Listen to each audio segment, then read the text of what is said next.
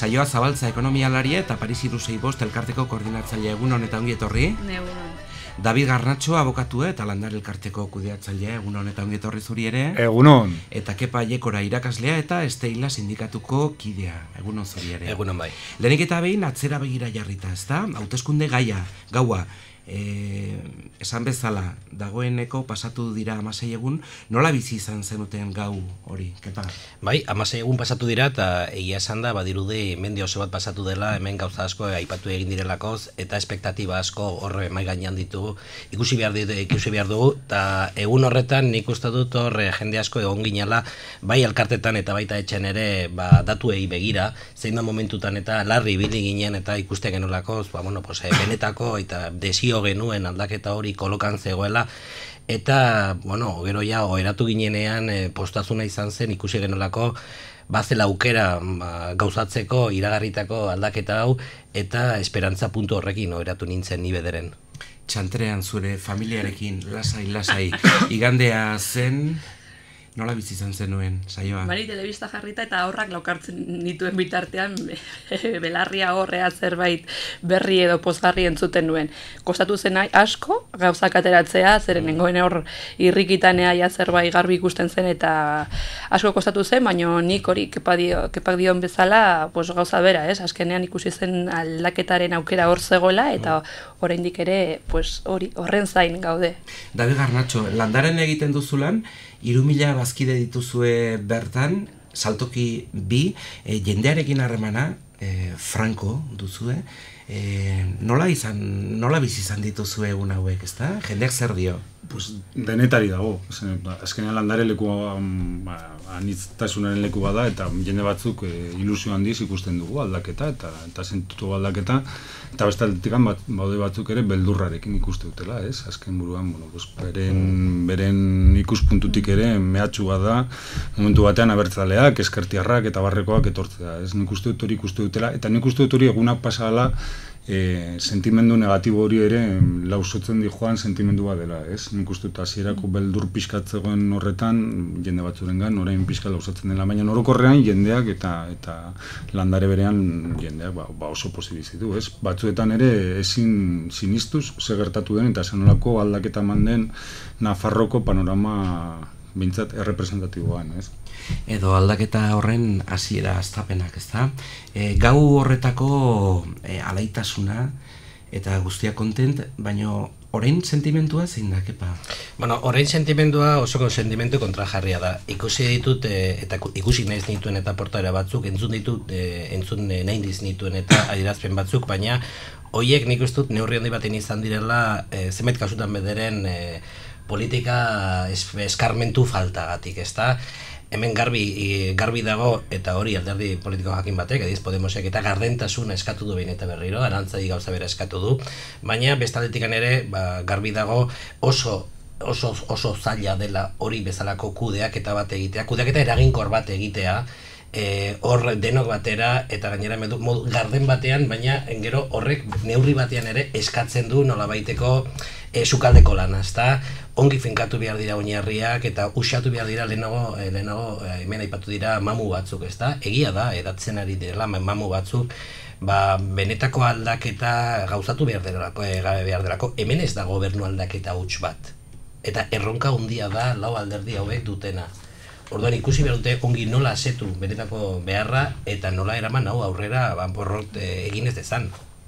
Orain arte, David, aldaketa gauzatuko duten alderdien jokaera jarrera nola estartzen duzu? Nik emozionadetekan osongi ikusten dut, bedenak daude pres aldatzeko eta nik hor falta da gizartearekin konexio bat. Eta nik askotan orain eztabaidatzen ari dira, adosten ari dira programak eta egiten ari dira elkarrekin egiten ari dira gauzak, hiritarrok ez dakigu ere, horren inguruan. Ez dakigu zertan ari diren hitz egiten.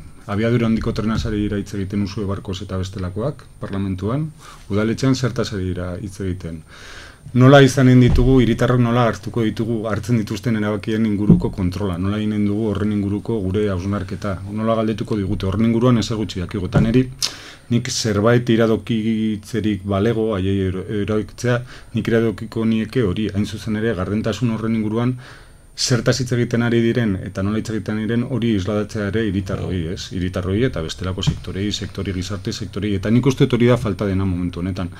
Gizartearekin eta azkenean gizarte horrek ahalbidetu du aldaketa kuantitatiboa, gero ikusi beharko da nola gauzatzen den hori egunerokotasunean gauzatzeko. Konexio hori behar da, eta konexio hori eskatzen du hiritarron parte hartzea, eta orain arte hori ez informazioaren aldetikan, ez beste aldetikan ez gaude ikusten ari. Saioa, baina ez zaizu iruditzen oraindik ere sukaldeko lan hori egiten ari direla alderdiak eta beharko dutela diskrezio puntu bat ere? Bai, nik uste dut goiz dela oraindik pasatu direla eguna, baina gutxi dira, eta beraien artean nik uste dut daukatela kriston lana ere, eta niri beldur ematen dit hori ikustea gehien bat aldaketa nahi dugunok amankomunean daukagun gauzak. Eta horretan indarra hartzea eta horrela amankomuneko gauza horietan aurrera joatea. Zeren hasten baldin bagara gauz txikiekin eta historia honekin. Eta ja ez baldin bazara nirekin bat saia ikusten dut ere hori 4 partiduen artean erabakiak hartzea eta aurrera joatea zailtasuna dauka. Eta kriston saltasuna zeren guztio gara desberdin, bakoitza daukagu gure aita eta gure ama eta beti dade gauza desberdina, baina behintzat indarra hartu dezagun amankomunean daukagun gauzetan oso garrantzitsua direla eta gainera behar direnak ja, eta horretan nik emango nioke garrantzia horretan. Amankomunean ditugun gauza horiek, Kepa, zein izan daitezke? Bai, amankomunean baditu gauza asko, baina izan ere konduzu ibili behar dugu horren kudeaketarekin. Garbi dagoena da, hola alderdi politiko diferente direla, eta ezin duguna da bakarrik hori lehentasun eman komunean ditugun gauza horietan, ezta? Politika gintza ulertzeko bestelako modu ere bada, eta nik askotan esan izan dut, gobernuan dauden guztiek zerratik behar duten batera botoa, ezta? Esan edut, hemen aniztasuna eta herrialden anitz batean ibiliko baldin bagara, ikasi behar dugu baita ere gobernukiden artean ere badidela desadostasunak. Eta hori ez dugu ikusi behar aulezia bat bezala. Esan dut, abiadura handiko trenaren kontrako mugimenduetan, jarbi dago, eta ni ere horrekin bat egiten dut, baina nik dut ikasi behar dugula ikusten gobernuaren barruan badirela desadostasunak gai horren inguruan. Hori bai, ikusi behar du nola eman erantzuna horri. Eta askotan aipatu izan da jendartearen eta iritzia. Eta parte hartzea ikusi behar du, berriro diot, aldaketa ez da soilik gobernu aldaketa. Aldaketa ez da soilik bakarrik zuk kendu eta nin jarri. Ikusi behar dugu hori zenolako hartu emana egiten den jendartearekin. Ikusi behar dugu nola hartzen diren erabakiak eta beraien artean ere nola jartzen diren buruak, talburuak, zerbitzu buruak, zeren arabera hautatzen dira horrako pertsona. Karnet dunak izango ditugu buruan, edo benetan balio duten pertsonak eta proiektu bat aurrera eramateko gauza diren pertsona horiek lehen txibiarrote ditugun. Sakona da hausnarketa, oso erronka polita dugu datozen urteetan, uste dut Gipuzkoan bereziki bizi izan dutela oso esperientzia traumatikoa eta horrek ere guri lagunduko digula. Eta alarma gorria piztu da, ezin garelako sartu orain gobernu berrian, eta errepentea gure egin dena, eta baztertu beste Nafarroa erdia. Hori da gure realitatea, Nafarra anitza da, eta aniztasun horretan mugitzen ikasi behar dugu. Nafar guztientzat gobernatuko dut, Usue Barkosen hitzak dira. Hala izan dadin, esan nahi dut, eta horri hasi dut, eta hori zaila da, baina nik, eta hori da egin beharko litzakeena, esan nahi dut, azken buruan, nik abertzaletasunean eta eskertasunean faltan bota izan dut diskurtso bat, besteekiko diskurtso bat kanpaina honetan, ez? Kanpaina honetan esan dut, pasaren kanpainan, esatu baterako, eta gauza badakit, arantzatsuak direla gure ingurunean, baina zer egingo du Usue Barkosek esatu baterako eskola kontzertatuekin, eta galdera hori erantzun bartzaile. Jende hori erakarriko du proiektu honetara edo hori kanpoan geldituko da. Zenolako ikuspegia izango dugu horren inguruan. Eta nik Kepak esan dudan gauza batekin erabat ados nago. Esate baterako arantzatsuak diren gaiekin nik uste gizarteari bueltatu behar zaiola. Gizarteari galdetu behar zaiola berriz ere. Abiadura handiko trenaren inguruan guk eztabaidarako eta ezbaiarako ez dugu beldurrik izan behar. Esan dut hori ere aberastasuna da. Eta gobernu batek hori kudeatzen jakiten balin badu aberastasuna da. Baina hori kudeatzeko eta benetan indarra izateko gobernu horrek eta gobernatzeko modu horrek eta aldaketa horrek behar du berriz ere bueltatza hiritarroi. Eta hiritarri erreferendura direla, kontsulta direla, galdeketa direla, asanbladak direla. Nik uste horretan oinarritu behar dela ez bakarrikan Nafarroko gobernua, baizik eta Iruñeko eta beste hainbaldekutako udaletxeak. Eta hor dago benetazko aldaketa. Bai, hori nik uste dela politena. Nik esaten ari nintzen, desberdintasun batzutan oztopatu dute eta ezin gara aurrera jarraitu. Eta hori da okerrena. Batean, honetan ez gaude ados eta orduan ni zurekin eserrez. Hori ez dauka zentzurik. Hori zuk esaten duzunak nik ere zurekin bat nator. Agian, desberdintasuna daude pilo bat eta guztiak bere aukera daukate ez, maila gainean jartzeko eta hitz egiteko horri buruz eta ikusiko da nola moldatzen garen edo zer, baino behintzat ez oztopatzea aurrera joateko.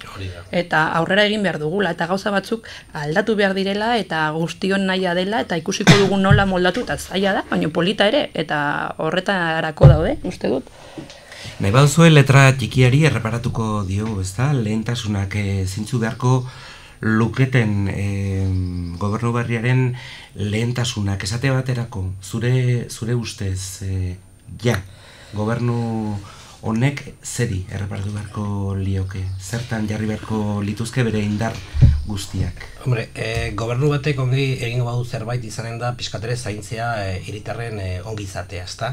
Ikusi zenolako ongizate maila dugun gure jendartean eta ikusi zen diren oinarrizko beharrak. Gaur adibidez, prentsara agertzen da Caritasek egindako txosten bat, eta txosten horretan agertzen diren bat datu nik uste dut erabat asaldagarriak direla. Saiako izango du luze horretaz hitz egiteko aukera, askoz hobeki ezagutzen baitu inguru hori nik baino, baina jendarteari erreparatu behar diogu. Hemen aipatu dugu, abiadura handiko trena, eta badirudi hori dela Nafarroak egun duen garrantzirik zerarik importantena, eta ez da hala, egia da komunikabide badutela, egia da nola egituratzen dugun lurraldea horrek badula garrantzia, baina are garrantzitsuagoa da jakitea bertan bizi garen pertsonok zenolako bizimodua daramagun, ez da, ea oinarrizko beharrak asetuta ote ditugun, ea gure ikasleek eta aurrek eta zenolako bizipenak dituzten, eta ea inguru lasai eta egoki batean azten ari ote diren, eta zuk saioa izango duzu horreta seguro luze hitz egiteko aukera, ezagutzen duzulako, zein den pobrezia eta bazterkeriaren eta tamaina. Gogoratu ditzagun datu batzuk, pobrezia larria hirukoiztu egin dela Nafarroan, hori dio Caritasek, 20.000 lagun daude pobrezia larrian eta 58.000 bazterketa larrian. Caritasek jakinarazi zituen datuak 2007tik 2012ra hirukoiztu egin direla pobrezia larriaren egoerak, saioa. Bai, hori betikoa ez, horitzarrez gu Pariset bulegotik pasatzen da jende pilo bat, bakoitza bere eskara egiten du, baina aldi berean ikusten duzuna da ze goretan dauden, ez? Bai, enplegua hori bilatzen ari direla, nola aurkitu lana, laguntzen diegun, kalean ari direla lo egiten, aurrekin eta dirurik gabe, diru sarrerarik gabe. Eta hori da, nik uste dut hori guretzako behintzat, egunean ikusten duguna hori da lehenak, orain ja egin behar den zerbait. Eta, bai, David?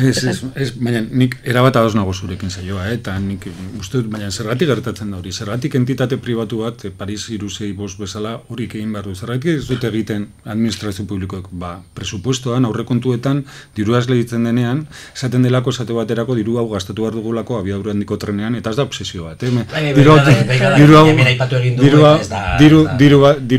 diru hau gastatu behar delako Nafarroko bidean, diru hau gastatu behar delako peaje la sombra pagatzen, diru hau esan hor bada ere, esan politikariek beste interes, ez hiritarren interesei erreparatuta baizik, eta enpresei erreparatutako interesei emandako aukera batzuk, eta aukera horiek dirutan kriston garrantzia izan dute aurrekontuan. Beraz, proposamena da, eta esan azken buruan hemen plantatzen dena da, goazen gizarteari galdetzera. Goazen gizarteari abiadura handiko trenan gastatu nahi ote duen, eta ez dut manikoa izan da, ez demagoa, horretan dirua gastatu nahi ote duen, edo gizarte zerbitzuetan gastatu nahi duen. Eta goazen galdetzera ere, ez dakit, Opuseko unibertsitateko langilei bere osasuna pagatzen gastatu nahi ote duen diruan, edo bestenez gastatu nahi ote duen Nafar guztiei unibertsala izango den zerbitzu bat eman. Ez esan dut, nik uste dut, azken buruan, eta norberaren obsesiotik aratago, baina uste dut gizarteari bultatu behar zaiola aurrekontuen inguruan guztion diru horren inguruan nola gastatu eta nola egin behar. Zer iman eleantasunetak gero nola Nola egin? Ea nola egin behar dugun hori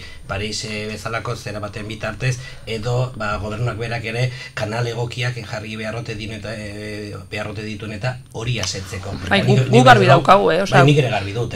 Guk sortu ginen desagertzeko nahiarekin.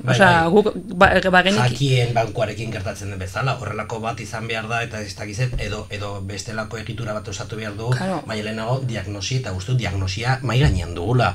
Orduan horreina da irtenbideak planteatzeko momentua. Eta nik du da izperik gabe publikoaren aldeko aldarria egiten dut. Ikusiko dugu nola sustatu eta nola izan daiteken eta epe jakin batean eta orain ikusi zenolako taldeak ari zareten horretan eta hartu ideia guztiak baduzu ez ere esanik, bildu hori guztiak eta aurrera eman, baina benetan proiektu hon bat. Hori da. Guretzako izango litzateke, berririk onena. Gu desagertzea eta krisia desagertzen baldin bada eta beharra desagertzen baldin bada, are hobeago. Zoritzarrez ez da gertatuko. Baina guk jaio ginen zergatik. Udaletik ez zelako hori sortzen, eta beharra hor zegoen. Nik adibidez nire aizpa etortzen baldin bada, eta esaten baldin badit ez daukala dirurik, esango diot, saiatu eskatzen, saiatu zure eskubideak bermatzen, eta soaz udalera, eta soaz gobernura, baina etorri nire etxera. Bitartean, etorri nire etxea eta hemen daukazu lo egiteko leku bat eta daukazu baskaltzeko. Eta horrela jaio zen Paris. Ikusita beharra zegoela eta goikoek ez dutela esere egiten. Horregatik, baina guk, uste dut publikoa izatearena... Bilakatu dezagun goikoak gu geuk, esan dut orokorrean hiritarrok, esan dut goiko eta beko aldeko eztabaida hori nik uste dut antzua dela 21. mendean, ez goiko eta bekoa. Administrazioa goiko zerbait bada? Bilatu dezagun beko zerbait, denon zerbait, ez? Eta nik ustut aldaketa horretan datzen. Baina horrela ikusarazi digute, esan edut, sortu da, eta hemen askotan erabideen hitza izan da, kasta bat, edo sortu den hitza izan da regimen bat, baina hori gertatzen zaigo, hiritarrok ez dugula bizi, baina gurea, baina hori da teorian, eta sinetxinei duguna, baina gero praktikan da, esi bat sortu dela. Ausardia kontua da, esan edut, azken buruan zegertatu gure egin behar dugu benetan. Maiatzaren 26an gurea bilakatu genuen. Hauteskunde emaitza bategatikan gurea bilakatu genuen. Ez dezagula gal orain. Esan dut, eskatu dezagula ere, hiritarrok kudea dezagula ere irabazte honek. Esan dut, eman baldin badaldaketa, eman baldin badaldaketa, izanen da hiritarrok kudeatzen dugulako. Eta hiritarrok horren inguruan gure iritzea ematen dugulako. Baina borroka horretan urte asko daramagu. Gurea izango balitu ezala eta gauzak aldatu nahian, baina egia da askotan gelditzen garela, hola, ez? Nahi dugu, baina ezin. Orduan ea lortzen den... Gizarte sektore ezberdinetatik zatozte eta kepaiekora, esate baterako zuk irakaskuntzaren mundua bertatik bertara ezagutzen duzu. Alor horretan zure lehentasunak zein izango lirateke? Bueno, hemen azterketa egina dago eta lehenago Davidek aipatu du kontzertu, kontzertatuak edo itunpekoak eta zenolako toki izanen duten datozen urtetan, ezta? Horretan aldaketa gutxi izanen da oso lotuta dagoelako datozen 6 urtetarako, baina ikusi behar dira, benetan zein diren beharrak, ikusi behar da, zenolako egora bizi duen eskola publikoak eta zein diren oinarrizko, gainera hartu emanak.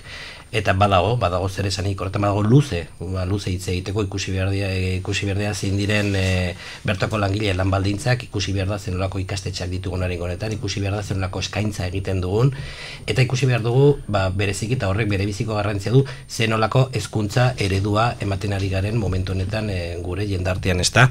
Guk garbi dugu eskola publikoaren aldeko harria egiten dugula, eskola laikoa, hezkidetzailea eta inklusiboa.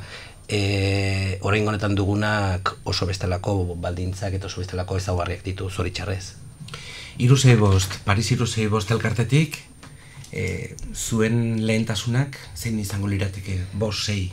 Adibidez, aur pobreziari aurre egiteko eskolako jantoki publikoak doainik izatea behar dituzten familientzako eta askari bat esnea eta 2 fruta behintzat, giza bazterketa pasadain oinarrizko errenta berreskuratzea eta giza larrialdetarako funts bat sortzea ere, eski badira beste.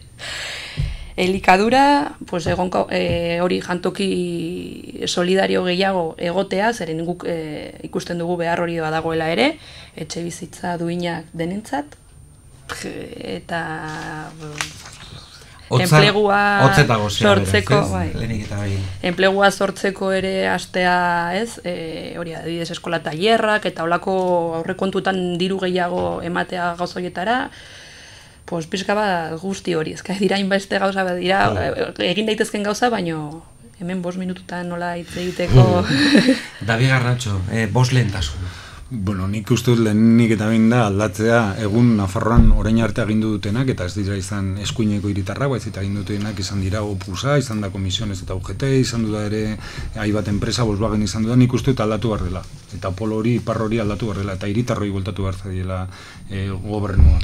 Aldaketa estrukturala da. Hori da. Eta hiritarrok izan behar dugu, eta bueltatu behar zaio potere hori gizarteari. Eta hortik abiatuta, nik berraztertuko nituzke, esan dituzten guztiak bere biziko garrantzia du, baina berraztertuko nuke nekazaritza Nafarroan, esaterako industrializazioa. Transgenikoekin segertatzen da, nola daiteke oraindik ere Nafarroa izatea aintzindari Aragoirekin bateran estatu mailan transgenikoen ereitean eta bar eta ustiaketan.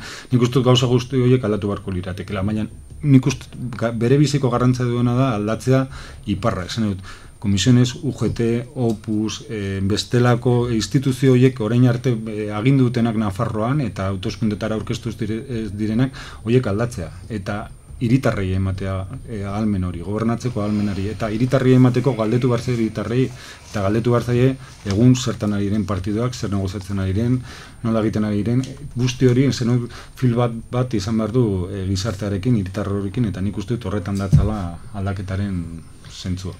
Iban Jimenez kazetariak Corralito Foral bere liburuan aztertzen du gaur egungo Nafarroaren botere sistema establishmenta nola sortu den, nola desegituratu, ez da, mendik aurrera. Boterea bai galdu dute zenbait alderdik, baina horiek hor jarraitzen dute. Bueno, orain honetan, nik uste esku zabal jokatu behar dugula, eta ikusi behar dugula, gainera implikazio personala zepuntaraino llegatzen den. Uste dut, horren alde egiten dugun guztiok zer esanik badugula, eta hori behin eta berriro eta aipatu dugu, Euskal Herriko Karta Soziala ere badugu. Hor badira, horrain bat eragileak egindako, hor dokumento komun bat, non hor esaten dute zenolako jendartia, zenolako gizartia nahi dugun, ezta? Denok, uste dute, denok parte hartu behar dugula, modu generoso batean, eta ikasi behar dugulako, hor kontroliara eta, eztabaidan eta ikusten eta zepuntoraino igatzen garen eta bestelako jendarte bat eta eraikitzera, ezta? Garbi dago, orain arte izan direla elementu sindikatu, alderdi politiko eta pertsona jakin batzuk eta potere gainera komunikabide jakin batzuk hoien artean eta banatu dutela boterea, kudeatu dutela Nafarroa haien txiringito izango balitz bezala, txiringito forala edo korralillo, nahi duzun bezala, eta guk oso bestelako Nafarroa, amesten baldin badugu, oso bestelako Nafarroaren alde lan egingo badugu, garbi dago ekarpen guztiak ongietorriak izango direla. Orain da implikatzeko momentua, eta orain da nork bere berena emateko momentua. Bai, ala da, nik uste dut ere bakoitza bere pertsonatik hasita, hasi behar gara ere gauzak horrela ikusten, eta hori, Davidek esan duen bezala, sinestu daukagula guk ere boterea gauzak aldetzako, eta gure esku dagola ere bakoitzaren eskuen artean dagola gauzak aldatzea, eta hori da gure lana orain. Eta ilusioz eta gogoz, hori lortzeko. David, beste gauza bat da erritmoa, ez da? Piano edo alegro moderato. Nik uste dut alegro moderato izan behar duela, baina inklusiboa izan behar dela. Anistasun hori onartu behar da ere, nik pensatzen ez duen bat bagoela nire antagonista dela. Eta antagonista horrek ere gizarte honetan bere lekua, bere hitza eta bere lekua izan behar duela. Eta nik horrekin bat nator, baina irabazi da. Guazen egitera, eta guazen egitera jendearekin, guazen bueltatzera jendeari esan dut erabakitzeko eskubide hori. Eta erabakitzeko eskubide hori da edozen gauzetaz, eta nik uste oso importante dela hemen hitz egin diren gauza guztietaz, aurrekontuen inguruan guazen bueltatzera jendeari, aurrekontu horiek parte hartzaileak izan daitezela, eta jendearen errefrendo izan dezatela, ez bakarrik parlamentuarena edo udaletxearena. Guazen hori egitera, eta nik eskatuko nieke partido politikoa gobernatzeko dauden partido politikoi, antola ditzatela eta bere agendan izan daitela ere oso importantzia handikoa nola bueltatu gizarteari, nola sortu erabakiguneak hiritarren artean. Eta hori izan behar du nik uste dut aldaketaren gakoa. Bestenaz, etorriko dira, hiritarrok izan behar dira horren protagonistak, hiritarrok izan garelako horren bultzatzaileak. Eta aldaketa txikiek ekarriko dituztela aldaketa handiak Nafarroan. Saioa Zabaltza ekonomialaria eta Paris 365 elkarteko koordinatzailea. David Garnatxo abokatua eta Landare elkarteko kudeatzailea eta Kepa Iekora irakaslea eta Esteila sindikatuko kidea. Aio eta ongi izan. Eskerrik asko.